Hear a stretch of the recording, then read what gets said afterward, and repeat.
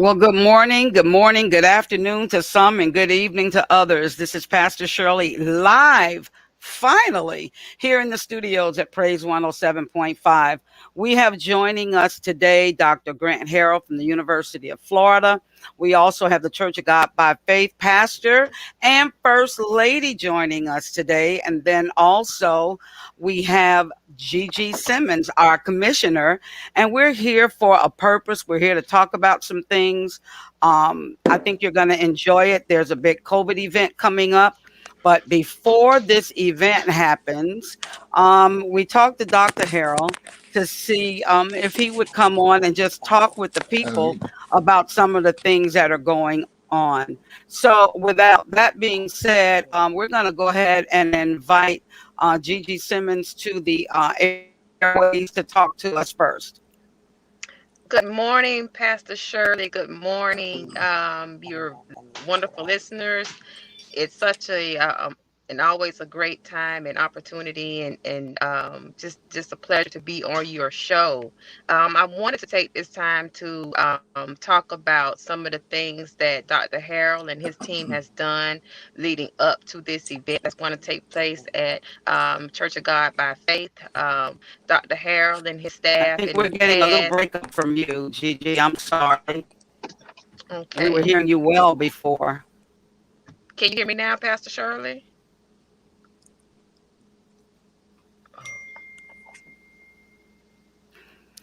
All right, so Dr. Harrell, can you take over for a moment and tell us what we're going to be doing on April 17th, which is Saturday coming up?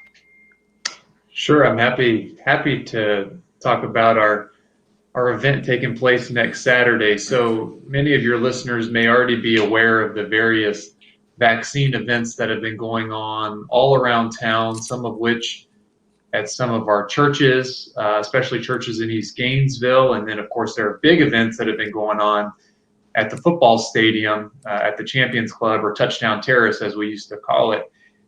And so what's sort of happening is the vaccine events are undergoing a little bit of a transformation. So the events out at the university are going to become huge events where the team at the University of Florida with the Department of Health are going to be trying to vaccinate 5,000 people per event, up to 20,000 people a week. But we understand that those events sometimes are a little bit challenging to get to. They're a little bit more logistically challenging for folks to kind of navigate. And so we wanted to continue to offer some smaller events at various places in the community that are maybe a little more accessible, that are at places that are a little more familiar to folks. And so the first of these is going to be at Church of God by Faith next Saturday. And I know that folks who are looking at the video can see that streaming down there on the scroll. And this is going to be an event hosted by me representing the University of Florida and the Mobile Outreach Clinic.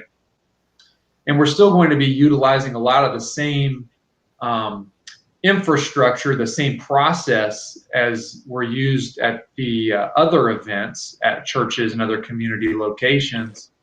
We're going to have the same University of Florida pharmacy staff handling the vaccines, but you're going to see Pastor Shirley there helping manage things, and a lot of the same volunteer base that she's been using to help administer a lot of these events. But we'll also have some new medical students and health profession students from the pharmacy school, maybe some from the PA school, physical therapy school. And some of these students have also been helping out in some of the previous events. And we're going to run a similar type of clinic where we're going to look to try and see if we can vaccinate 200 people. I think that's going to be our goal this Saturday, which I think is a nice goal to start off with. You know, many of your listeners may remember a lot of the testing events we did back in the summer and in the fall, where we kind of started out with that 100 to 200 number. And as we, kind of perfected that, we started ramping it up to getting a little bit bigger numbers, 500, 700. And it's possible we could end up doing the same thing with these events. And we'll be able to sort of do these clinics or vaccine clinics at various different locations, not just the churches that have where they've been occurring previously, but we have the flexibility to go to community centers or to other types of venues that people feel are more accessible or that they're more comfortable with, depending on what the community wants.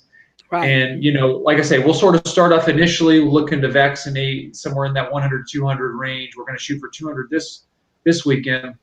But if things flow really smoothly and the demand is really high, we'll increase the supply of vaccines, just the same way we did with testing. So that's kind of the thought process there. That's kind of my goal as the person who's kind of I guess overseeing how this goes forward. Of course, Pastor Shirley, you're kind of the real brains behind the operation, I would say, especially this weekend. So I want to give you the credit there. I feel a lot more secure that things are going to go smoothly this Saturday, knowing that you're my quarterback that I get to give the football to. So that's I'll kind run of with it. I'll take it. There you go. I know you will. I know you will. Just like you were the voice that helped amplify those testing events, live broadcasting there from those, and that was wonderful.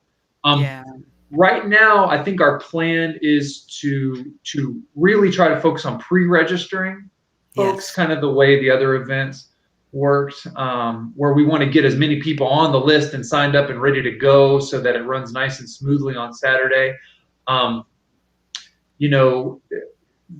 We may decide to, in the future with different events, go have some more flexible models where maybe we do some walk-ups and stuff like that, first come, first serve type of thing. We'll kind of see. We'll see what the community wants, and that's what we want to provide.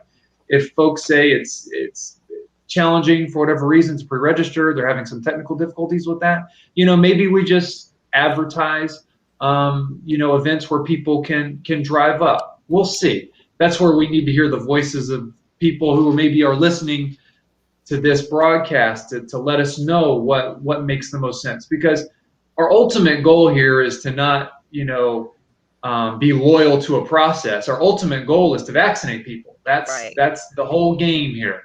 That's the thing we've been looking forward to this whole time. Back in the summer and fall when we were testing, the whole hope was that we would keep people healthy to get to this moment where we can deliver the intervention that really, really helps keep people safe and keep people healthy, and that's the vaccine. And I would love to continue to answer anybody's questions that they may have about the vaccine and their concerns about the vaccine, or if they're just curious about what the various vaccines are. I will do my absolute best to try and answer those questions. As I do every day in my clinic, day in, day out at my clinic, I am constantly talking about the vaccine and answering people's questions and concerns. And people have all different kinds of concerns. And I think they're all valid. They're all coming from a place of either curiosity or some concern. A lot of this stuff is pretty new, and I understand people's, concerns about it. And to the best of my ability and my understanding, I want to try and allay people's concerns and be honest about it. And I promise you, all of my answers are as honest as I can possibly be. I'm not the type of person that likes to hold back information. I believe people need to understand the reality of the situation. And so I'm not here to run an infomercial for the vaccine. I'm just here to answer your questions and convince you using logic and reason and just principles of being good stewards of the resources we have available here to try and promote this thing that I think is really the game changer for the course of this pandemic. So I've probably been blabbing on too long. I want to let other folks join in or let people in the broadcast join in. Well, I am excited today because we are blessed to have Pastor Livingston here with us. Pastor Erda Livingston, a very powerful man of God who's married to a wonderful, powerful woman of God. And when the opportunity became available, yeses were coming from everywhere. Sometimes pastors have to pray about it. We got to pray about it. We have to go to the board. They were like, no, yes, hands down. Ray called back. That's the person that's their administrator. And First Lady Deborah was texting me. I'm like, I'm getting the yeses from everywhere. So, Pastor, while we have you on here, what are your thoughts about this COVID-19 vaccines coming to your place? I support it 100%. I'm excited. I've been vaccinated. January the 14th, my first, and February Wow. the 4th was my second. And I am a believer in it. And I think it's good for the protection of our community, for our family. And I support it 100%. And I think my actions speaking louder than my words. Woo-hoo! Why don't you give the members a challenge, letting them know you've done it? What would you tell them about it? I think all of our members should participate. I never try to force them, but I would Right. challenge all of our members to actually participate because I think it will protect their families. I think many of them desire to come back to church. I think it'll give us that avenue to get us back in house in church and be able to enjoy one another once again. So I would encourage all of our members to participate, especially those that desire to be back in person. This would be the Yes. road to getting back in person if they participate. Thank you so much. And standing by your side always, because I've seen this woman in some places with you, and I just watched her nurse you back to health. And speaking of that, I didn't know that Miss Deborah was a nurse, and I certainly didn't know that she is a nurse practitioner also at the University of Florida. She was able to come to the touchdown terrace when I was there using my name and coming in to get a vaccination because Dr. Lazardo's like, call your friends, call them, get them in here. We need to get people vaccinated. So I did. And she's sitting there waiting her turn. And she's like, I want to do this. I said, okay. She says, no, I really want to do this. I want to volunteer. Wow. I said, okay. And I mean, she stayed on me. And the next week she was in. So what's been your experience, Miss Deborah? It's been absolutely amazing. I love outreach. I've had the opportunity to, and I am vaccinated.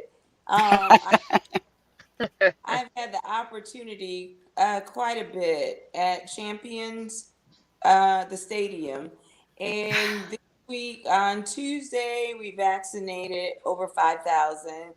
Wednesday was Wow. about 4,000. I was a bit delirious, but that's okay for the cause. For the cause. And on Friday, I was only there 5 hours, and I don't have the numbers, but I was able to get out to a couple of the churches too. I was at Passage, and I Yes. did the drive through at Greater Bethel, and that was an undertaking, I must say. But everybody was so happy and thankful. And like Dr. Harrell said, there's so many emotions. People are either scared or they're so happy. They're tears of joy that we're at this place. Mm-hmm.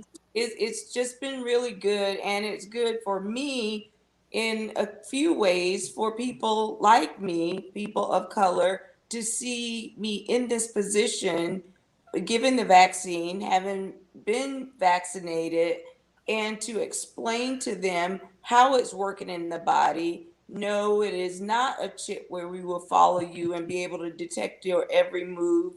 No, you will not have to, um, you're not injecting COVID vaccine in you. And it's just been good to be able to give answers and Yes. clear the muddy waters and let people really know what this is about, and not to reassure or coerce, but I love to educate my patients. It's Right. been, I spend too much time on one patient, but I'm a nurse practitioner at the University of Florida, Department of Neurology with the Mm. seizures. I'm the nurse practitioner for the seizure surgery program.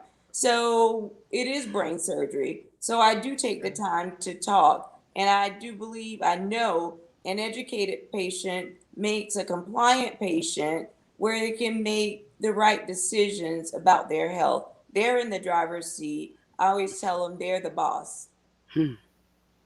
I love it. It's been Right. good. It's really good. And What I'm what would excited. you say to the ones you or Dr. Harrell, the ones that would say, this is the mark of the beast? I actually talked to Dr. Harrell about this because I hear that a lot. Go, Well, I do you want me to defer. chat? You want to chat? So there's, Go ahead. there's a couple interesting things about that. So I'm a Christian myself and familiar with the prophecies and Revelation. Of course, I'm no expert to the extent that Pastor Livingston is. So I don't want to, Pastor, correct me, or you, Pastor, really correct me if I say anything that's totally way off base. But there's the whole idea of the mark of the beast biblically is that folks are non-Christians, non-believers are being marked with something that then excludes them from economic activity that's going on in the society, and it's a way of excluding believers from being able to participate in things that are deemed to be important from a societal standpoint, which is very interesting because if you think about what the vaccine does, it's literally the opposite. It's the complete opposite situation, right? Getting the vaccine is kind of the ticket to being able to participate, to actually, be not to be excluded, but to actually participate. And so it's wonderful. It's wonderful in that standpoint. And then the other thing to think about is the mark. And I know there's sort of some different beliefs on this, but the actual, the Greek words being used is actually like a physical mark.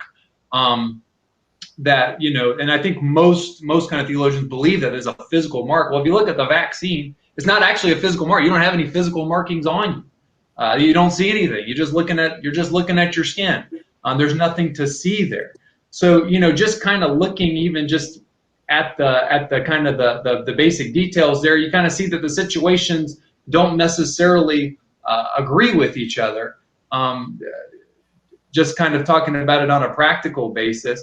And then, I kind of view it as, I look at a vaccine in the same way that I look at any medicine or any medical intervention. I look at them as a gift from God. Many of us take medicines or have family members that are able to take medications or get a procedure, something that really changes their life in a dramatic way. I mean, I think about my mother-in-law who had a kidney transplant, right? That's kind of the one of the pinnacles of what we can see medical science do to help people, live in otherwise really dire circumstances. My mother-in-law was able to see her grandchildren born and grow up because of that wonderful intervention. And so a vaccine is just another medical intervention. It's no different than a flu shot. It's no different than blood pressure pills. It's no different than insulin, right? We inject insulin into our bodies. Yes. So there's to say that, oh, this is unique in some other way. Well, there's really no reason to think it's unique. We've had vaccines for decades and decades. The mRNA technology that's used in the Pfizer and Moderna is technology that's been used in science and medical science for decades. This isn't some new kind of invention that's different in some meaningful way. It's medical science, and medical science is a gift from God. I firmly believe that. I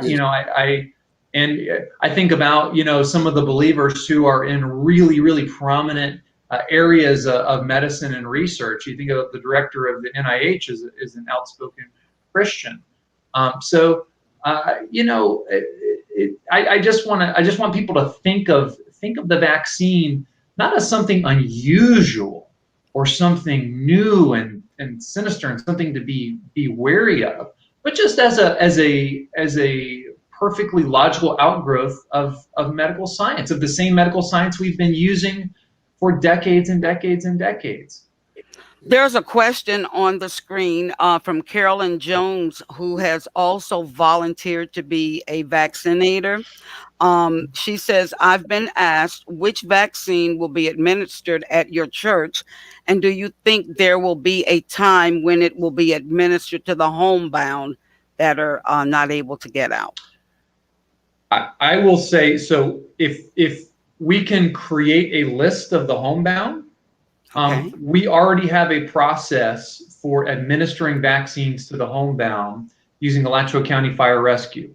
And I can help coordinate that process. All I need is a list of folks' names, date of birth, and phone number. Okay. Basically the same information, essentially the same information we're collecting for the events themselves. And if I can get a list and contact information for those folks, we can, using the Department of Health and Alachua County Fire Rescue resources, we can absolutely get those individuals vaccinated. So yeah, that's a great question. In terms of which vaccine will be used, we kind of have different options on the table. It shouldn't be a problem to get the Moderna or Pfizer vaccines for that event. Those are, the two that are being used widely at the large scale events, and that there's the biggest supply for. If folks were interested or okay with it, there's a good chance we could secure the Johnson & Johnson if people were interested in that single dose vaccine. We'll find out about the supply this week from the Department of Health. So that could be an option if there was a high demand for that, and if that's the route that people really were most interested in. And I'll just take this. What I did Harrell, do was, okay, I asked John, Deacon John McKnight, and his wife, Minister Phyllis, to just indicate if people had a real, preference on the little sheet, and then that way you could determine what you think is best from there. Yeah. And I will tell you, there is really no reason to believe, of the 3 vaccines that are available in the U.S., Moderna, Pfizer, and Johnson & Johnson, there's absolutely no reason to believe that one is necessarily safer than the other, one's more dangerous than the other. They're all safe, they're all FDA approved. There are absolutely a small number of cases in each of those vaccines where people have had allergic reactions to them. Usually that's not a surprise. Most of the time it's in individuals that have a history of allergic reactions to things and probably already own an EpiPen. So it's not like we're being totally surprised in these situations. And again, it is still a very, very small number of people. For the Johnson & Johnson right now, the number of all of the thousands and thousands, tens of thousands of people that were in the Johnson & Johnson study, right now of the study individuals, a total of 2 have had significant allergic reactions to the vaccine. Well, now, Mother Jessie, I'm sorry, I got to give you this plug. Mother Jessie McKnight, Bishop Emeritus, Bishop McKnight Emeritus. That's the bishop over he used to be over all of the churches of God by faith. And this is a good plug. Mother just took hers at Able Pharmacy on Tuesday. And she told everybody, I'm doing fine. I didn't get a fever. I don't have any pain. That's great. Go get your shot. I feel good. I can have my family over. She's excited. And she's 84. Am I right? Awesome. They're okay. So there you go. Woo! And I know there's been some news reports in the news recently about the Johnson & Johnson, and there being something, and I totally understand why that gives people some pause and makes them a little concerned. Let me just kind of try and give you some perspective on some of these events that are happening. So if you look at the actual, the FDA studies, where they in a controlled manner study these vaccines and they compare people. They take one large group and they give them the actual vaccine. They take another large group who are very similar to that other group and they give them a placebo. Or think of it like a little bit of salt water in the vein. It's like a sugar pill. Placebo is like a sugar pill kind of thing. So it's essentially something that wouldn't cause a reaction. Well, interestingly, when you look at the studies, when you look at the data, it's interesting how the amount of folks that had a reaction to the actual vaccine compared to the amount of folks that had a reaction to the placebo was both at about 0.4%. So 0.4% of people had some sort of reaction, not a full-blown allergic reaction, but they had a headache, or they felt nauseated, or they felt achy, or something like that. And so you might be asking yourself, well, that's strange. How is it that people getting something that's a placebo, or basically a little bit of salt water, would have the same amount of reactions as people that are getting the actual vaccine? Well, it's because humans, we're interesting creatures. We have interesting responses when we have things done to us, right? So some of the listeners out there may be thinking of times when they maybe donated blood or had labs drawn, and they thought they were about to die 10 minutes after the labs were drawn. They felt the world closing in on them. Their heart was beating through their chest. They felt short of breath. These are, in fact, one of my patients last week. I actually had to talk to them about the exact same kind of thing that happened to them as they were getting some workup done. And this is actually a common response. It's called a vasovagal response. And so it's very common when people get needles in the arm, or blood draw, or they see blood, or they're in a medical environment. So it's perfectly reasonable to expect that people are going to have a certain number of people, a certain percentage of people, are going to have a reaction when they have a needle stuck in their arm. And that reaction has absolutely nothing to do with what's being put into their body. It has everything to do with the brain reacting to the situation. And so this happens with flu shots. This happens with blood, like I said, with blood draws. This happens with all kinds of things. This can happen, Pastor, maybe you've seen this happen, where a pastor's up at the podium preaching a sermon, and suddenly they're about to pass out. They get sweaty. It's because their knees locked, and it triggered a vasovagal response. So these are all related, and while they are very scary, actually, if you see it happen, it's very scary. It is. You see someone's acting like they're going to die. They may pass out. They may be on the ground. It's very scary. But in the grand scheme of things, it's nothing to worry about. You're going to recover just fine. There's no long-term issue there. And so I want people to realize, when you see reports about these kind of things happening, like the big vaccine event in North Carolina, where they were given the Johnson & Johnson, it was a few thousand people, and then you had about 10 of them that had these passing out kind of things, where they felt bad. I would totally have guessed that would have happened. That's common. That's common. It's nothing to worry about. It's not necessarily an effective. Now, the difference is there are a very, very small percentage of people. In the case of the Moderna and Pfizer, about 1 in 500,000. 1 in 500,000. That's 1.5 million. Of folks will have that true allergic reaction, where they'll get a rash, their tongue will swell, that kind of stuff. And that's not that's no weird trick of the brain. That's the body actually reacting to the vaccine. And you don't see those kind of things happen in the placebo. So that is real. It's just very, very rare. Very, very rare. And anybody that takes blood pressure pills or diabetes pills or anything, that same level of risk is there. That 1 in a million kind of thing, that same risk is there anytime you take a prescription. But we weigh the risks and benefits, right? We say, well, you know what? I know if I don't take my insulin or my diabetes pills, I know I'm not gonna do well. I'm gonna have problems. And so we take that 1 in a million risk that I might have a reaction to the insulin or to the diabetes. Well, the same is true with the COVID vaccine. If you look at what are the risks of me having a bad reaction to this thing versus the risks of me potentially getting really sick from actual COVID, it's really a no-brainer. The math is really a no-brainer, especially when we're talking about African-American communities, which we know have a higher risk of severe outcomes from this thing because of prevalence of heart disease and other kinds of overweight, obesity, high blood pressure, heart disease. We know that these are diabetes. We know that these are the specific factors that really put people at risk for getting really sick from COVID.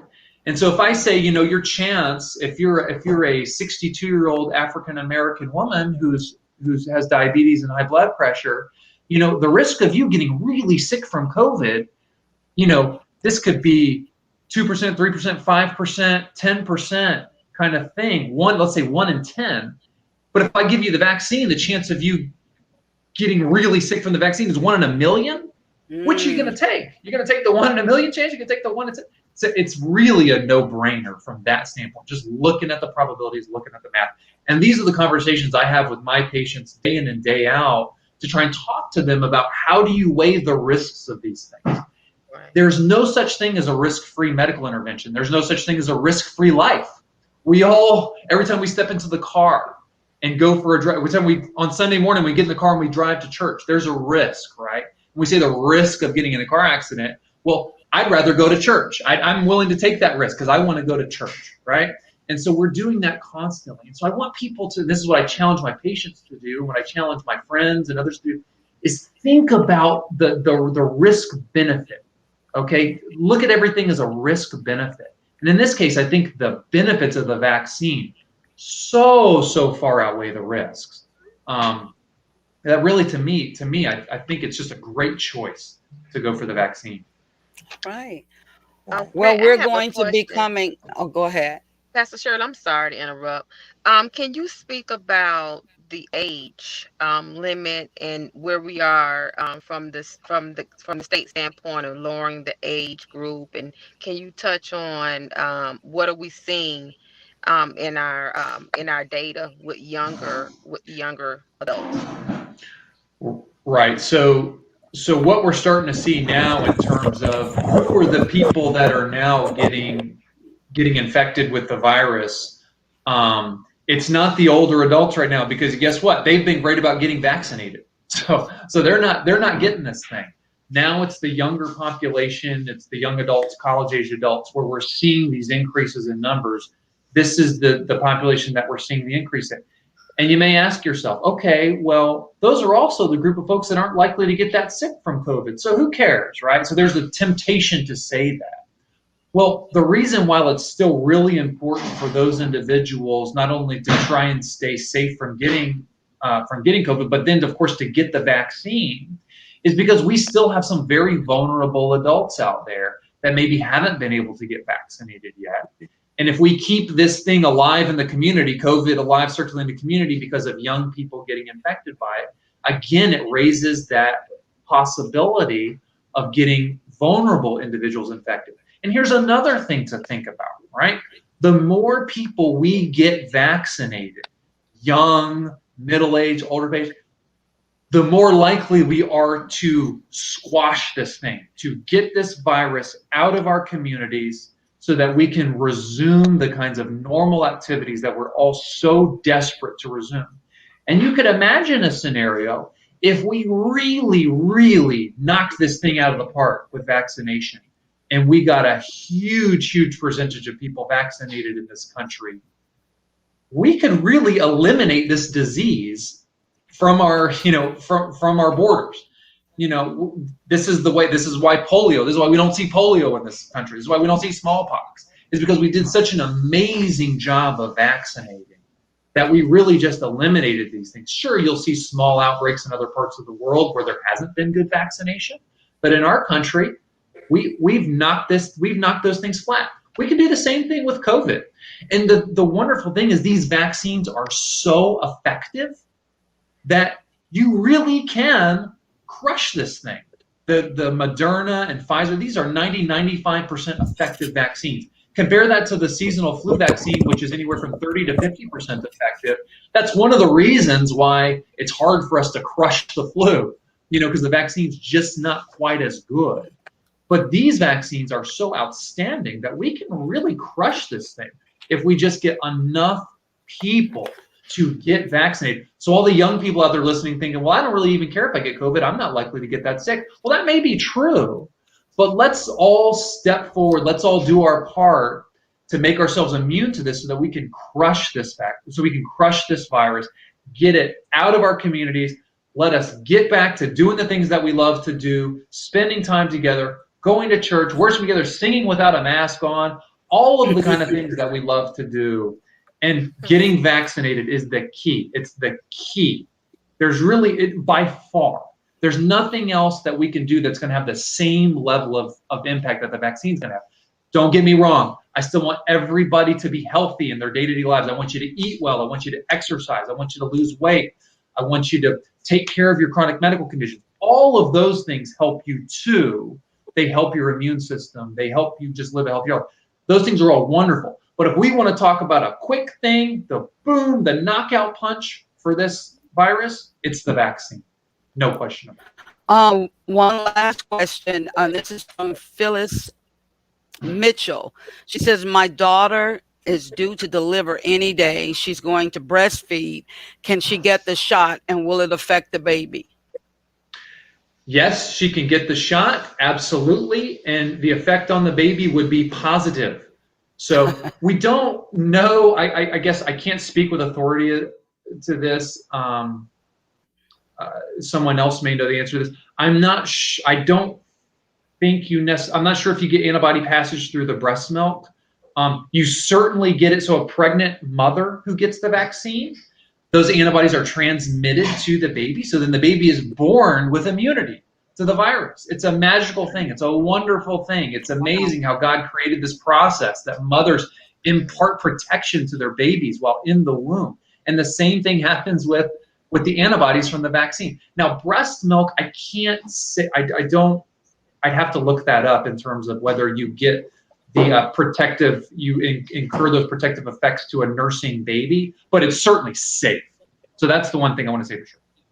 It's my understanding right now there's a research going on with breastfeeding moms at the University of Florida now. And Phyllis, I know Phyllis, I can try to find out more. I think one of my colleagues is a part of this research, and I can let you know. Another thing, and I just want to say quickly, in the midst of vaccinations and all, we still want to continue all of the protective wear, masking, social distancing, and hand washing right now. We still have to maintain those things until we get it squashed. I think we're going to have to, we're done.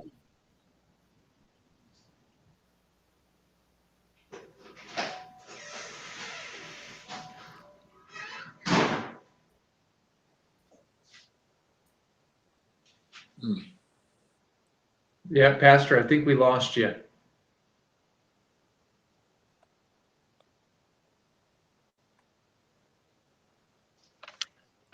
Grant, while we're waiting on Pastor Shirley to join us, would you like to talk about briefly, let's shift gears if you will, and talk about the exciting news that you're partnering with the city about? Could you let the audience know what's going on? Thank you. Absolutely. So many of you may be aware of the efforts of Commissioner Simmons and others in the community to really try and expand access to health care to residents in East Gainesville, because we have clearly seen that there's a disparity in the amount of access points to preventative services, to primary care kind of services in East Gainesville compared to West Gainesville. And people are hearing that and trying their best to respond to that. And one of the ways that we're responding is by trying to build sort of a healthcare hub over at GTEC.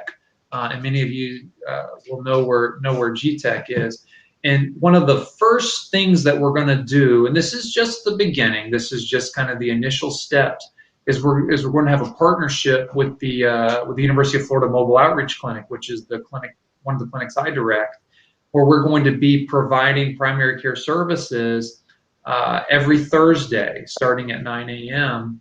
And it's going to give folks another access point for healthcare, especially those that do not have insurance, or those whose insurance maybe still has copays that are too high for them to be able to afford going to the regular clinic. If you do, Grant, if you do have insurance that has no copays or low affordable copays, I would still encourage you to go to one of the other clinics may be, you know, Family Medicine Main Street, Family Medicine East Side, or one of the other clinics in the area. However, we are able to provide care, primary care, to folks who really are struggling to afford being able to get those services. And so we're going to be providing that every Thursday starting May 6th is going to be our big launch. We're also planning to try and have a vaccine event that same day. So not only can we have primary care services available, but we'll also have vaccines available to give people. And keep in mind, this isn't a health fair. We're not talking about a one-time health fair. We're going to check the blood pressure. It's like, this is the start of ongoing weekly primary care services. Okay, and we hope to really expand upon that going forward. Not necessarily with more clinic days from the mobile clinic, but we want to expand the way that we think about delivering healthcare. And I think East Gainesville is the place where we can really show how there are different ways of delivering healthcare. We can deliver healthcare in the home. We can deliver healthcare in the community centers. We can utilize folks in the community. We can educate individuals on healthy living and preventative health, and then you can deliver that same information and care and support to your family members, to your friends, to the people in the neighborhood.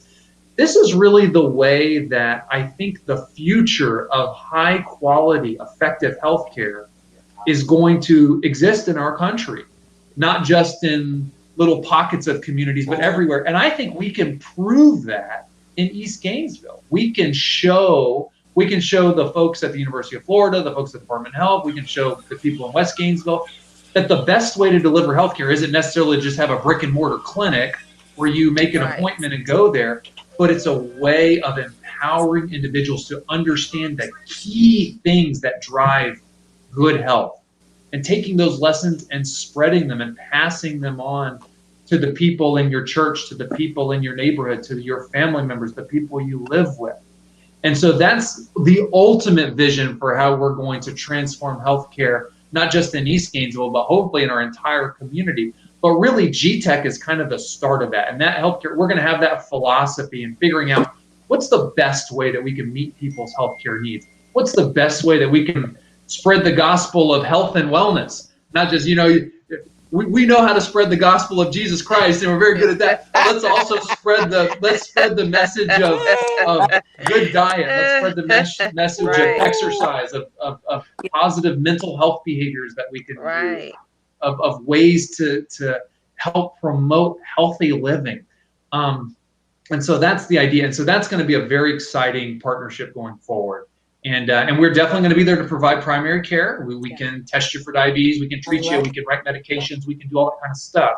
Yes. But we want to look beyond that. We want to transform the way our communities think about health and think about how you as individuals are empowered to be ambassadors of good health. Right? That's the key. That's the only way we really move the needle in community health. It's not going to be me, Dr. Grant Harrell, you come into my clinic and me prescribing you medications. That's great. That's a nice placeholder. That's a good way to keep you going while you start transforming your own life. But that's not going to be the ultimate solution to this thing. We're always going to need medical care to help people that develop disease, for various reasons. You're always going to need a surgeon if your gallbladder goes bad or something. But in terms of preventative health, this is the key to having healthy communities. There we go. I've preached my gospel for Thank you, Grant. 5 minutes there. I love it. I love it. People are saying thank you, thank you, thank you, thank you. That's all I'm seeing. Thank you, Miss Deborah. Thank you, Dr. Harrell. They're coming right in, and I'm getting private text messages from Deborah. She says, y'all gonna make me change my job. I love outreach. I do. I love outreach. And this has been just so amazing. And we have about 6 more weeks at the University of Florida with this whole deal. And I'm just so excited. And every chance I get to step out of my clinic to run over there for the day, I'm excited. I love teaching, and it's been great. Well, we love having you. When you get there, boy, I mean, you turn it on. Your sister just chimed in, Sheila Thomas, She says, this is awesome. Sheila, and I don't mean any disrespect, I call her a working beast. I wanted to train someone to do that front desk kind of stuff. You know, people coming in that could get through the list quickly. And we had a whole bunch of stuff going on, myself, Phyllis, and John. And I got word that Sheila could come. I said, tell her to come on. Man, I didn't know. I just didn't know. When she sat down, she looked, and I said, just kind of feel your way in. I'll tell you a little bit. I said, watch what she's doing. She said, uh-huh. She said, what about? I said, yeah. Boom, she took it. I said, here, you take my seat. I'm going to move out of the way. Oh, it was great. So she's going to be there. She's volunteering. She's excited about it. There are more comments coming as we're speaking. I'm on a new computer, you guys. I don't really know how to get to them, but as they go up, maybe I will. Hannah Thomas, yeah, she's clapping her hands. And Sheila's clapping her hands. And everyone's saying the information is very helpful. Oh, here's a question. I asked this last night in the group meeting. This is for you, Dr. Harrell. There are some people that may come to get their second doses. Okay. So I know they need to bring their cards or a picture of it so we'll know what they took. So can you give us the timelines between the first dose and the second of the Moderna as well as the Pfizer? Yeah, so I believe that the timeline still with the Pfizer is approximately 3 weeks. The Moderna is approximately 4 weeks of a timeline. Of course, the Johnson & Johnson is a one-time. So you don't have to get the second dose. And just so people understand, there's sort of that timeline, and then there's the timeline in your body.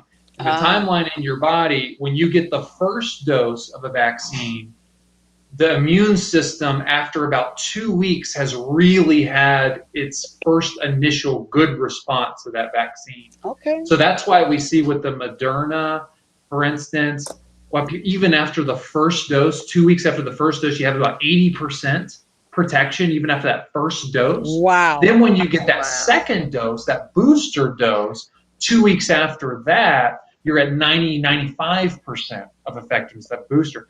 And so with the Johnson & Johnson, the single dose, after 2 weeks after you get your Johnson & Johnson, your body has been able to fully ramp up its immune response. And that's where you get that 80% type of effectiveness from the Johnson & Johnson, starting at about 2 weeks and then thereafter. Wow. Okay. And we still don't, go ahead, Deborah, I'm sorry. No, I have a question. Since Johnson & Johnson is a one dose, is it more potent than the 2 dose? So it's a slightly different vaccine technology. It's not necessarily more potent per se. It's different. And in fact, the Moderna and Pfizer after first doses are pretty darn potent. It's just that the companies decided initially that they wanted to test a 2-dose regimen, okay? Because they weren't sure how people were going to respond to the first dose. They weren't sure if you were going to have a really vigorous response to that first dose. Right. And so they wanted to have that second booster dose to try and get that extra kick, to get to the maximum level of effectiveness. And so they decided to test Moderna and Pfizer as a 2-dose. So it was FDA approved as a 2-dose, which is why we're always giving as a 2-dose. Johnson & Johnson said, we really think there's potentially a lot of value in pursuing a 1-dose regimen. We can imagine circumstances where it's really helpful to have this 1-dose FDA approved. So they decided to pursue a 1-dose strategy. It's not to say that if there wasn't a second dose, it wouldn't give you an extra booster. It's certainly possible. There's just no FDA approval for that. And so you're not going to see that offered as an option. Okay? So just as an analogy, would that be kind of comparable to taking a medicine twice a day or an extended release where you take it once a day? Can you kind of do that? You can kind of think of it that way, right? Okay, so let's say I'm taking some metformin for my diabetes, And there's the extended release version, and there's the immediate release version. In the immediate release version, that first dose stays in my body, a good 6-8 hours or so. And after that, it starts to wean. And so it's not having its effects. Well, when I take that second dose of the metformin, now it's boosting my levels back up so that it gets me through the night, so that my body's still protecting me from diabetes through the night. Whereas you're right, the extended release, when you take it that one time, it kind of stays in the, it sort of stays in the body. You don't necessarily need the booster because the levels are staying fairly constant. So you can sort of think of it that way. Here's another way of thinking about it. A lot of folks have asked this question, right? So let's say you had COVID, okay? And you're thinking, well, why do I need the vaccine? Okay, if I've had COVID, why do I need the vaccine? The vaccine functions as that booster dose. So your initial infection was like the first dose, okay? Right, so I got my first dose when I got COVID. Not a great way to get your antibodies, but still, if you get it and you survive it, you've got those antibodies circulating around in your blood. But over time, those antibody levels drop down. Then when you get your COVID vaccine, it boosts the immune system so that the antibody levels start to climb back up and give you more of that prolonged response. And the way we think about the immune system, so people, this is also sort of a confusing thing. They're like, well, when I don't have antibodies, so what happens when I run out of antibodies? Am I no longer protected? Well, not exactly. There's just different forms of the immune system. The quickest, most effective way is to have circulating antibodies, those antibodies that we can detect in the blood, right? Once those go away, your body still retains the ability to make antibodies. It's just you have that time lag, right? So if I were to get infected again after antibodies have left my system, there's still that time lag where my body has to then make the antibodies and ramp them up to then fight the infection. So it takes a little longer. I may get a little sicker, right? But I may not get nearly as sick if I didn't have that information in my body to make the antibodies.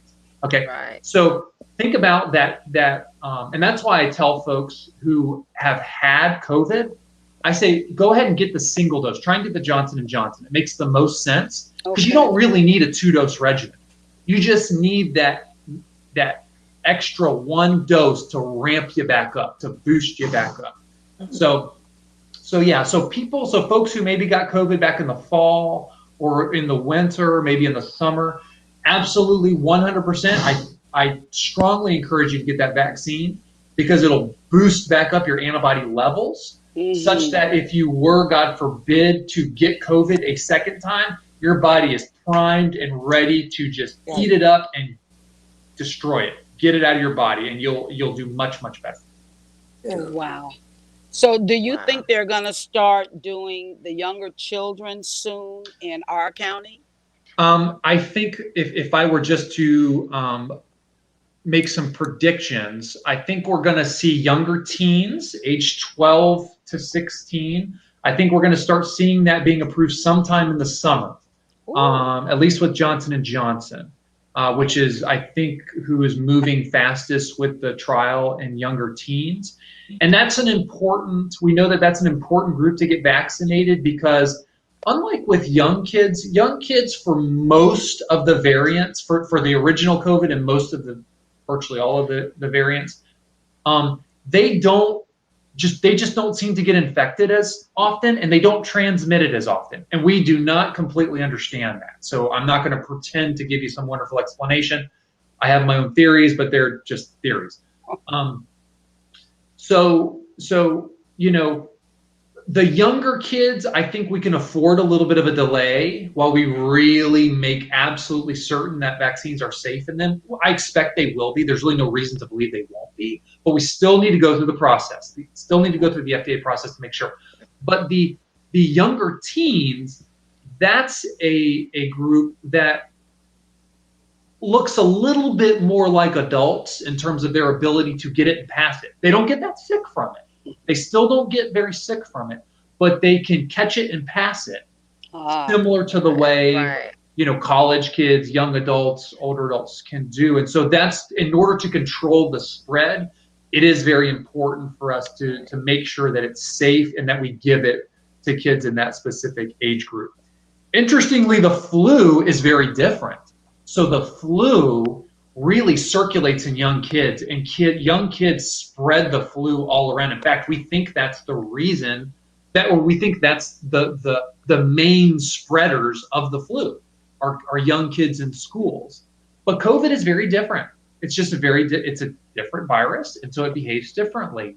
So I think it's going to be important for the younger teens, that age 12 to 16, to get vaccinated, hopefully starting in the summertime, once we've totally proven that it's safe. And I absolutely expect it to be safe in that age group.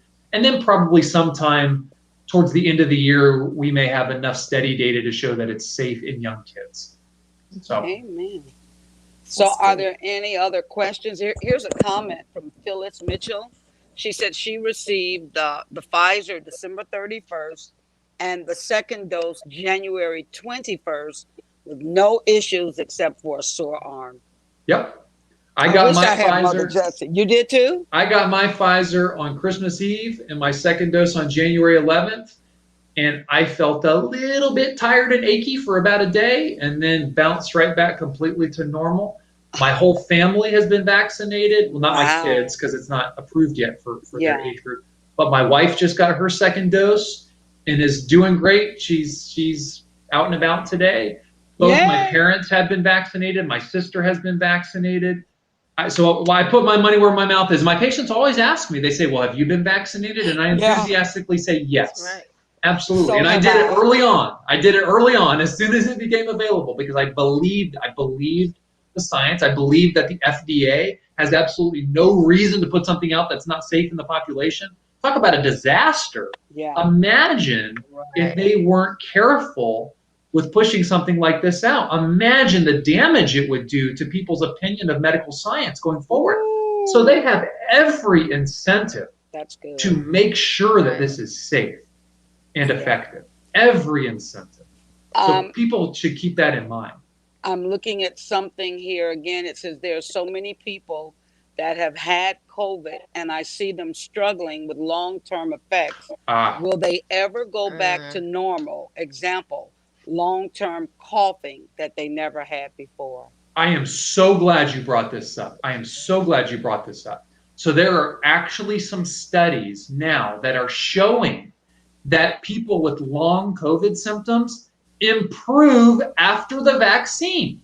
They get vaccinated and their long COVID symptoms get better. Can you imagine? So it's almost like you could imagine, maybe some of the theory behind this is that people with long COVID maybe have a low grade level of infection that's still occurring. And then if you get the vaccine, boom, you ramp up your antibodies. Now you've got the firepower to knock this thing out once and for all.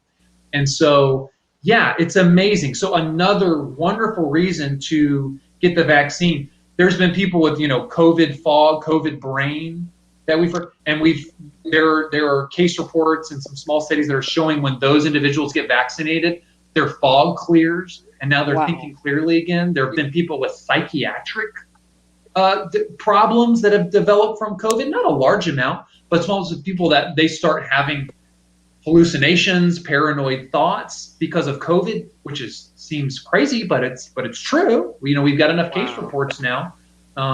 And some of those folks, after they get vaccinated, their thinking clears up, their psychiatric symptoms go away, they return back to normal. Same thing's true with the fatigue. Even some folks that have had the loss of taste and smell have even seen some improvement in that. So another tremendous reason to get vaccinated. If you got COVID and are having long COVID symptoms, absolutely, I would rush to get the vaccine. Absolutely rush to get the vaccine. So here's something, another question. Carolyn Jones, she says, what do you think about long distance in the car, 5-6 hours with children that are traveling together for sports, for activities? Okay. Yeah. So really the way to think about all of our activities, be it traveling in a car, having a get together at the house, being outside on a picnic, is you want to just you want to think about it in terms of what is the risk, okay? So the riskiest activities are when unvaccinated people get together in indoor spaces that are poorly ventilated for long periods of time. Okay? So if you have individuals, especially unrelated individuals that are in a car, which is, if you got the windows up, isn't necessarily a very good ventilated space. If you have all the windows down, now you've got a very well ventilated space. But let's say you're in a car, windows up, you're in a small space, people are not distanced.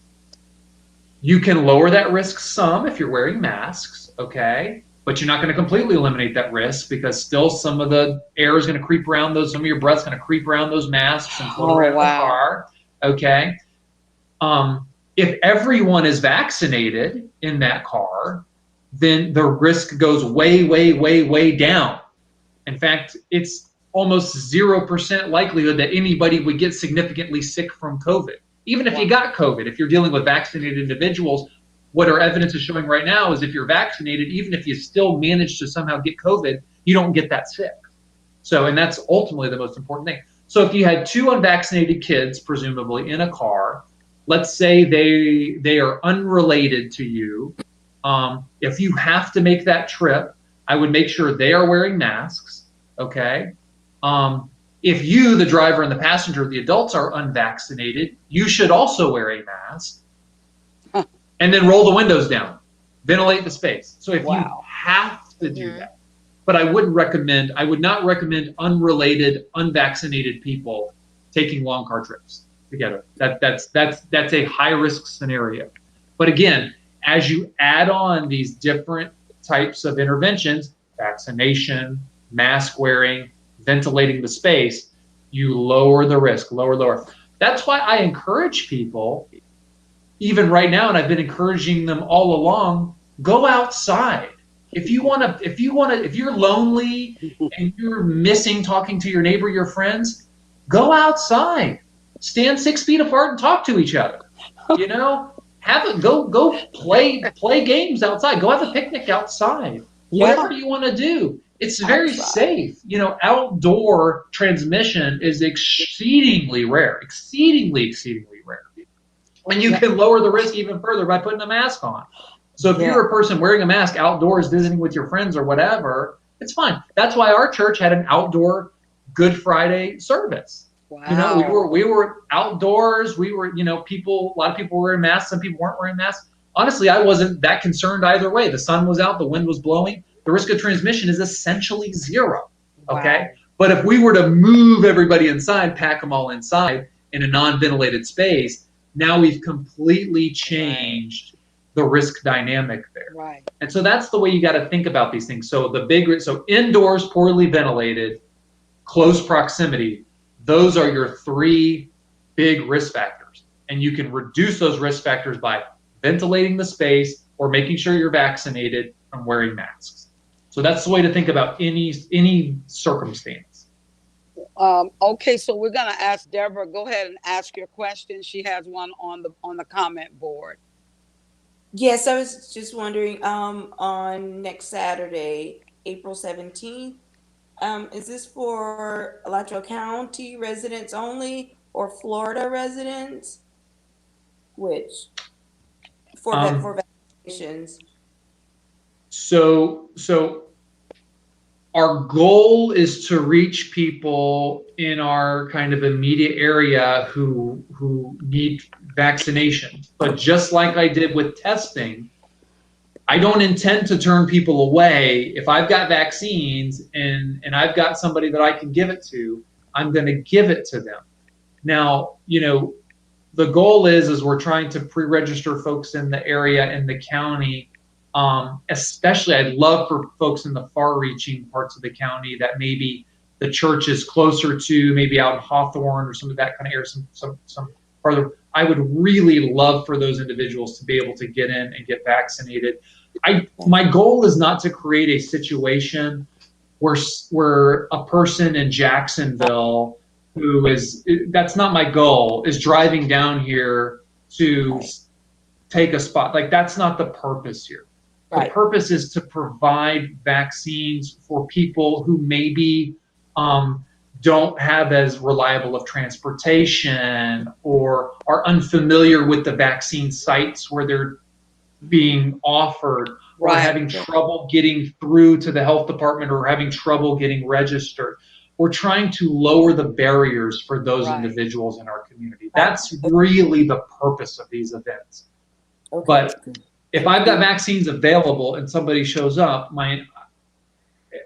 I'm not gonna You have a big heart. turn you away. You work. Yeah, it's not in my DNA to do that. But if anybody's listening and they're thinking, well, I'm going to go drive down to Church of God by Faith on Saturday, and I live in Daytona Beach, please get vaccinated in your local area. Right. If you have the wherewithal to do this level of research and get in your car and drive 2 hours, you have the wherewithal and the ability and the means and the resources to get vaccinated in your city. Okay? So this is good news. Go ahead, Pastor Shirley. I'm sorry. Let me add something too, sure. and to piggyback on what Dr. Harrell is speaking about. We intentionally wanted to come into our communities because we were not being vaccinated. And so I just want to make that a point too, that this is intentional. And so we want our residents within our own communities to be able to have the opportunity to get the vaccine. So I just wanted to add that as well. And that was your baby. You were really adamant about that, and I recall. Yes, ma'am. And let me just say, the residents, so African American residents over the age of 65 in our county, have been absolutely unbelievable model citizens in getting this vaccine. Yes. Unbelievable. I was telling Pastor Shirley, we had at least 80% of folks get vaccinated in that age group. You might not find another county in the United States of America that accomplished that. So now the challenge is can we get the under 65 age range to follow the lead of their elders and get vaccinated, okay? Yeah. Because, that is such an amazing, amazing success. It floored me. When Dr. Lozardo told me that number, I shouted hallelujah. I was so excited. I couldn't believe it. What an amazing success story of people stepping up and taking control of their health. Now we want the younger population to follow. Yes. Follow in the footsteps. Do the same. Model that same, thoughtful behavior. So I have another comment. This is a good one, and Pastor's probably going to do like this and hold his chest out. It says, good morning. This is from my mother-in-law, who's also a member of Church of God by Faith under the leadership of Elder Livingston. She says, we received an email from Deacon Ralph McKnight yesterday about the vaccinations at our church. We're so proud of you and the work you're doing. We're preparing to watch your broadcast on Facebook. Love you all.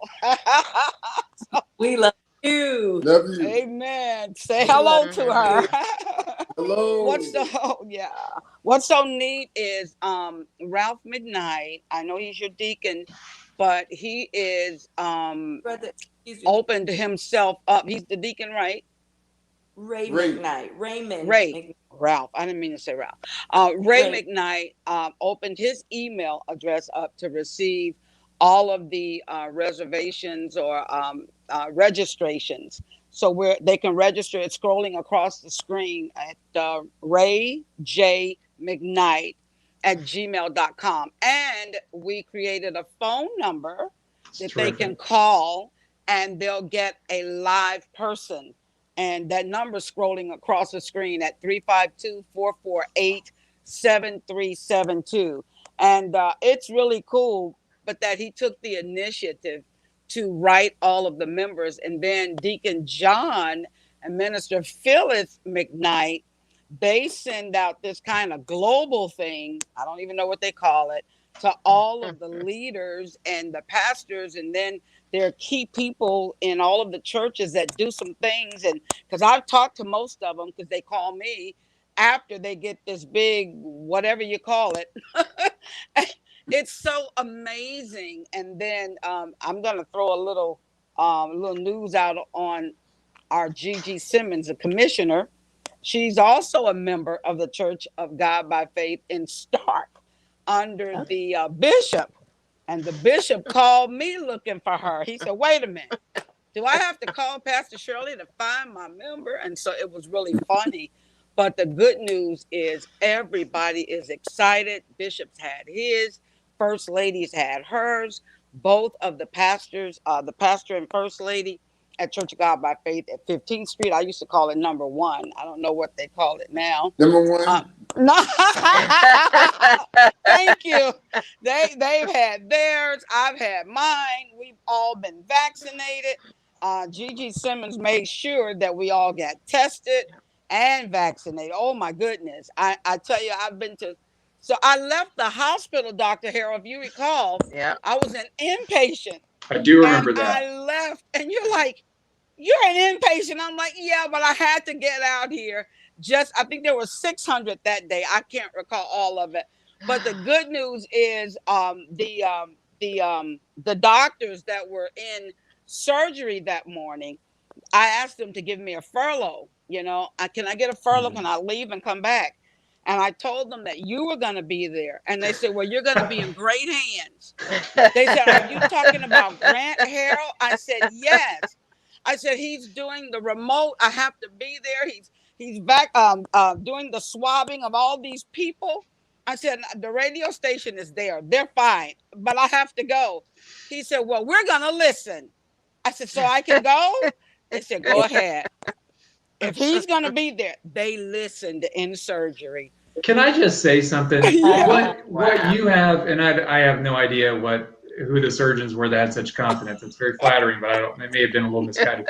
But can I just say what you just described, the chain of events through the churches to what Ray McKnight is doing, creating his email address. This is you people have heard of the public health, right? Everyone's here now that with this pandemic, you've heard of the concept of public health. Oh, it's all about public health and population health and public health. This is public health. What you are doing as church members, yes. Some of you may be health professionals, some of you may not realize you are public health workers right now. Wow. So in this country, we have massively disinvested in public health infrastructure over the last 30, 40 years. And so it's left our departments of health with bare bones staff and infrastructure to do big things like vaccine events. Wow. So what do they need in order to accomplish this? They need Ray McKnight and Pastor Shirley Watts and Pastor Livingston and Deb, all of you. This is how you accomplish important health work. Yay! And you don't need somebody like, I can help and be a little part. Oh, no. But Pastor Shirley didn't need me to get all this set up and to roll it. She just did it, and I'm just tagging along on her coattails. Oh, wow. So this is the model of how communities can take control of their health. Yeah. Even in something as complicated as vaccine administration. The Trump administration couldn't figure out how to do vaccine administration. Right. Well, you guys have figured out how to do vaccine administration and are doing it. And you're doing it very effectively. And there's no lines. You're getting people through and they're not frustrated. No. So this is public health in action. So when I was talking before and on my little rant about how communities can empower themselves to achieve good health outcomes, you're doing it right now with vaccines in this pandemic. You can do it with diabetes. You can do it with high blood pressure. You can do it with heart disease. Right. You can do it with smoking. You can do it with obesity. You can do it with all of those things. If you have the same mindset of, okay, this is important and we're going to take charge, okay? You're doing it now. Remember this. So when this pandemic is over and we're past this thing, because we are going to get past this thing. Yes. We've still got the pandemics of obesity. We've still got the pandemics of heart disease. Guess what the number one killer in 2020 was? It wasn't COVID. COVID was number 3. The number 1 was heart disease. Number 2 was cancer. Cancer is oftentimes related to things like smoking and obesity and poor diet. And we're understanding these things. So We need to know, once we conquer this pandemic, the COVID-19 pandemic, you can turn your attention to conquering the other pandemics, the other health pandemics, and you can do it. Right. You've got the skills. You're doing it right now. And honestly, administering vaccines is a heck of a lot more complicated than some of these other things, believe it or not. Wow. So I just want to give, I'm just amazed. I'm encouraged. This gives me so much fuel to continue to try and do the things that I'm doing, because I see how you're already so capable and so powerful as a community to make these changes. Incredible, just incredible. I was confused. You can ask Pastor Shirley. I couldn't get my head around how we were going to get all these people registered. You know, Ray McKnight, you just said, well, how about I just get, you know, let me just give you my email address and a phone number. We'll set it up. Don't worry, Doc. We know you're too stupid to figure out how to do these things. We'll handle that. You just show up in case somebody has an anaphylactic reaction. Okay, so you know, right? You just show up in case somebody faints because they have a vasovagal spell. So I'll be there for that. You guys are already doing all the hard work, and it's so encouraging to me. It's so inspiring. So big, Dr. Harrell, and I just want to mention, when I just told you, just let Pastor Shirley do it. Yes, just let her have faith. It'll get done. Just have faith. Yes. She'll get it done. Absolutely. Well, I pray a lot, but I'm one of those that when I finish praying, I dig in. And we have had such great responses. Deborah Livingston has been out there recruiting other nurse practitioners. We have another nurse practitioner that signed up. Thank you, Deborah. You've been awesome. You've been doing a wonderful job. Thank you. And Ray McKnight's sister is a retired nurse, and I just sent her the link to get re-registered so she can do the vaccines as well. She's going to be a vaccinator at this event.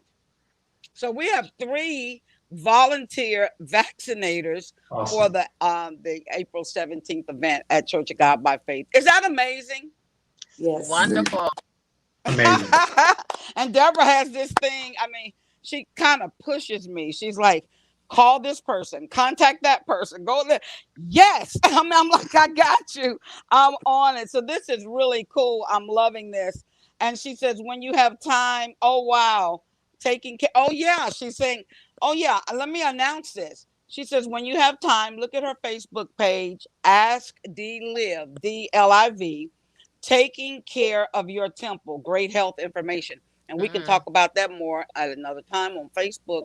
And that's exactly what Dr. Harrell's talking about, that we just take it to the next level and the next level. There's also a health advocate, Stephanie Pollard, and I know you've heard her name. She's going to be there volunteering as well. She's already signed up. She said, I'll do whatever you need me to do. She's a lab. She's like a scientist, and she wants to do it. I've talked with another scientist, another UF person. All of these people say, we want to be out. We want our people to know that this is safe. We want them to get vaccinated as soon as possible. I'm excited. I just wish we could get more young people excited. So whatever any of you that are listening, watching, that have any ideas about the young people, I heard a lot of great information here today, especially about those that have already had COVID, that, you know, you have the booster. I mean, you need the booster still. You know, you've had the COVID, get the booster. I would really want to encourage them. I'm thinking, Gigi, maybe we need to get some incentives going. I don't know. Yes, you know, sometimes let's they challenge one another. Yes, let's do it, Pastor Shirley. Let's do it. Let's do it. I've taken videos. Let's say, come in, young people. Let's get vaccinated. Yeah. This is good. I have another question for Dr. Harrell. What is your thought on, in my department, my colleagues who had gotten COVID and kind of, you know, felt achy, cranky, whatever, and a lot of us pre-medicated for, and I've been told since that time that it could decrease the efficacy of we don't know. You don't know. So Yeah, we don't know the answer. And so basically what's happening is people are using the precautionary principle. So when you don't know, take the cautionary approach. So what you're specifically talking about is pre-treating with NSAIDs, things like ibuprofen, Motrin, Aleve, naproxen, not necessarily Tylenol per se, Right. or acetaminophen, but the NSAIDs. Okay, and there's not really strong research studies to say that, oh, this blocks the effectiveness of the vaccine. It's just theoretically. So it's because these are anti-inflammatories. Sure. And at the end of the day, an antibody is part of it. You can think of it almost as an inflammatory response. Sure. Okay. And so there's some thought that, all right, well, maybe if you're giving an anti-inflammatory, it might blunt the response of the vaccine, the ability to ramp up those antibodies. So that's just the precaution. We don't really know. I would say it's perfectly fine for folks after they've gotten their vaccine, if they are starting to feel sore or achy, absolutely take some ibuprofen, take some Tylenol. You know, when you're sore and achy, the reason you're sore and achy is because your body is spitting out antibodies at a maximum rate. And so at that point, you're not blocking that antibody production anymore. You're just blocking some other kinds of chemicals that cause the achiness. And so, I don't see it. I big time was giving myself. I wasn't messing around because I knew I had to work the next day because I got my vaccine on a Sunday and I knew I had to work the next day. So after I got that vaccine, I was taking Tylenol and ibuprofen kind of preventatively, almost just to make sure I didn't, in case I was going to spike a fever or feel too out of it or something. And I think it probably helped. My wife did the same thing. My sister, who's a health professional, did the same thing. So I think the concern there is taking it leading up to the vaccine, like loading your body up with it before you get the actual shot. Okay. Yeah. But again, it's just very much an unknown. Okay. Thank you. Great question, though. Are there any other comments, questions, concerns? I would like to thank each of you, and thank you all for bringing this opportunity to our ministry, our church. And I just appreciate you, Dr. Harrell, and your transparency, that you're a man after my own heart. I love you. Thank you. God. I hope to meet you Saturday. And Pastor Shirley, we just go way back, and I appreciate you so much in your ministry. And I'm really getting introduced to a commissioner, and thank God for you. And as we get into these initiatives, please keep me posted because I would like to be a part of the Eastern area. I'm thinking about other things, but we'll talk about that offline. But I think we can really be a help to you all within our ministry as well. That'd be great. And if you want to talk about incentives for Saturday, just let me know. Let us know if we can be a part of some of those incentives. We certainly will participate in that as well. Deacon Ray is already working on food, refreshments for the recipients as well as all of the volunteers. For sure. Yeah. We've talked. He's working on. So we're excited, Doctor. You have spent some wonderful time with us. You told me you weren't going to be in a hurry, and we just give you God. Oh God, so happy. Thank you, Dr. Harrell. Yeah, I consider it a privilege. This is what I believe in and what I want to do. I'm just thankful. I'm thankful to you, Pastor, for giving I don't know how to put a radio broadcast online and do StreamYard. I don't even have Facebook, much less Facebook Live. I don't even have a Facebook account. Oh wow! So don't thank me. Credit goes to you. I'm just so thankful that I had the opportunity. You're funny. Oh God, I love you. Gigi, is there anything else you wanted to share? I just want to thank everybody. This is going to be wonderful this coming Saturday. And again, thanks for all your hard work, Pastor Shirley, Dr. Harrell, Pastor Livingston, and Miss Deborah. Looking forward to meeting you all and being part of the family. And let's work together and do great things. And Gigi, just big shout out to you too, because you are truly the example of a representative who is really representing the interests of the people. Yeah. You're here on a Saturday, getting this message out. You know, even though I was so disappointed at the election, you're like, I don't care. I believe in community health, and I'm going to see this thing through. Yeah, And that's right. I just say that speaks a world about your character and your desires to see your community be healthy. And you have been an amazing partner. Like I said, I couldn't reach a tiny fraction of the people that we've been able to reach with some of these messages without your help. So big props to you. Thank you. This is a blessing. Yeah. I just wanted to go ahead, Deborah. Dr. Harrell, let me know how I may help in May 7th, May 6th. May 6th. Sure. May 6th. I can Would be more than happy to. She's probably already written it off her schedule. And final little thing I'll just leave people with. So this doesn't mean you still can't go get vaccinated at those big events. If you want to go get vaccinated at the big events at the stadium, where Deborah's donating massive amounts of her time to do, please feel free to go do that. And that push is a big 6-week push. Okay, but we're not going to be stopping after 6 weeks. We're going to be doing these vaccine clinics throughout the summer. We're going to be doing them until we get every last person that wants to be vaccinated. So we're going to be using the mobile clinic to maybe go to some rural areas. We're going to figure out how to get these vaccines to you, because that's how much we believe in them. So I'm there. Yeah. Awesome. Well, what was this? Great. I am, yes. Oh, they're excited about the doctor's sermon. We need to take up an offering. Yes, ma'am. This was awesome. I couldn't believe that. I just read that.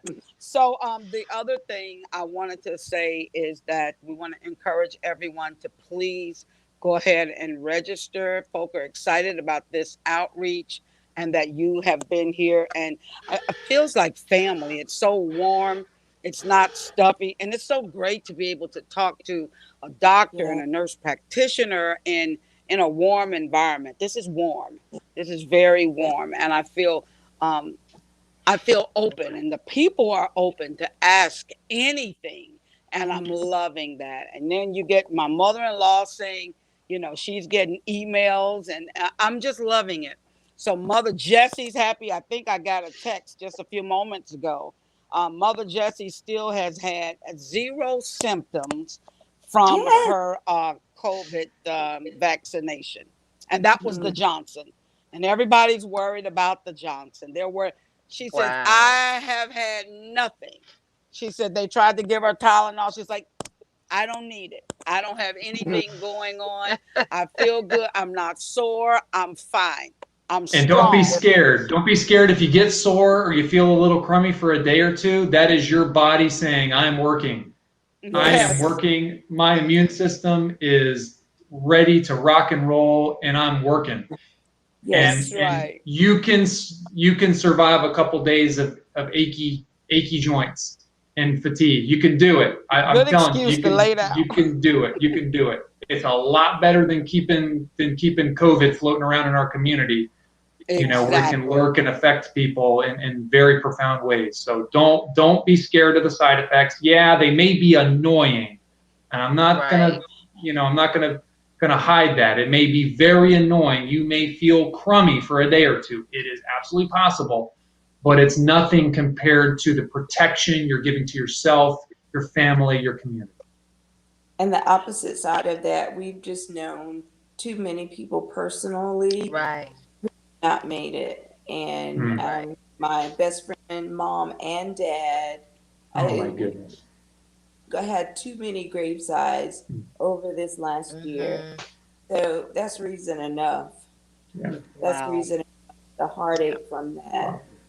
I'm seeing a lot of text messages coming through. I don't know if you all can see them, but Thelma D. Lewis said, "This is truly a blessing for the people." Bonita Williams says she didn't have any side effects either, nothing. She said, and she took the JJ. That was good. They're writing back and forth, and they're thankful, they're grateful for this time. Thank you all for taking time out on a Saturday morning. And Pastor's up in his suit, so we're gonna let Pastor close us out. He's ready for church, so we're gonna let Pastor close us out with prayer, and we're gonna ask everyone to meet us, pray for us for sure, but meet us this Saturday, April 17th at Church of God by Faith, 735 South 15th Street in the city of Gainesville. Registration and information is on the radio station. It's on Facebook. It's going across the screen. Pastor Livingston, I'm sure it's on your webpage by now because Ray has it. John, Deacon John has it. It's gone. It's everywhere. Cheryl Lee Smith, Lenise Smith says, thoroughly needed. God bless all of you. Awesome. Thank you. All right. Thank Amen. you. On you, Pastor. So, Father, we thank you today for this time. We thank you for Dr. Harrell. We thank you for Pastor Shirley. We thank you for our Commissioner Simmons. We thank you for all, Deacon Ray and everyone that's on this line. Yeah. Your word declared that you wish above all that we may be in health and prosper, even as our soul prosper. Now, God, we thank you for this vehicle to allow our community, our church members, and everyone that will participate to be in good health. I pray your blessings will be upon us as we move into Saturday, God. Be with everyone that will come. And I pray you would just cover us under your word, under your blood. And I pray for success. And now, God, we declare the victory over our health in our community. And we will be whole once again. In Jesus' name we pray. So be it. Amen. Amen. Amen. God bless Amen. each and every one of you. Thank you so God much for bless you. joining. And have a blessed day filled with power. God Take bless Thank care. you. All right. Amen. Bless you. Bye-bye. Bye-bye. Bye. All right. Thank you all for listening. Thank you for joining in.